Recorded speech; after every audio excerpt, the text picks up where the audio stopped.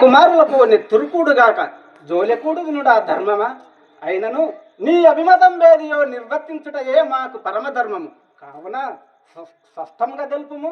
అన్నయ్య, తెలపవలసినది ఏమున్నది? మొన్న సంజీవుడు వారు యుద్ధము చేయనిచో రాజ్యము కోరుటగే అంతక రాజ్యముందు వృష్టక రాజ్యముందు భిక్షమెత్తుకొని జీవించుట కొంత యుక్తముని కలిగించదు. అట్లు భిక్షమెత్తుకొనచు మధ్య మధ్య వనంబులో కరిగించి కందమూలములు ఆరగించుచు ఋషులతో ధర్మశాస్త్రములు ముట్టడించి ఉండదు మీ పెద్ద బావ గారి అభిప్రాయం అన్నయ్య. అమ్మా రాజపుత్రి, చెప్పవలసినంతయు చెప్పనిమ్ము.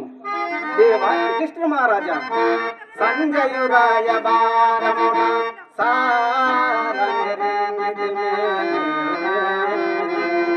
అతడెందు జనశాంతి వారలకు కోపము ఎక్కడు మీకు బిచ్చపు బంధు రుచించు వారలకు కమ్మని పాలు రుచించు నీకు నైవేద్యము పుట్టే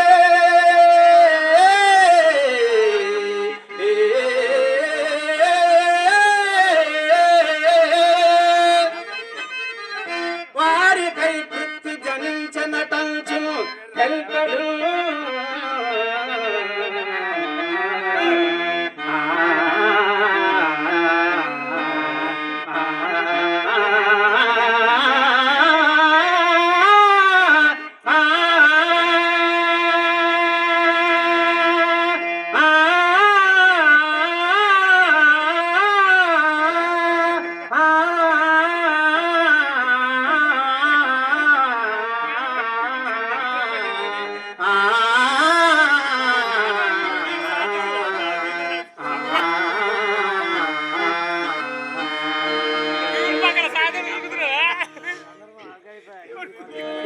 సర్వ విధముల నీ కంట నేను వ్రేలెడదను, నా నోట నీవు వ్రేలెడమన్నట్టున్నది.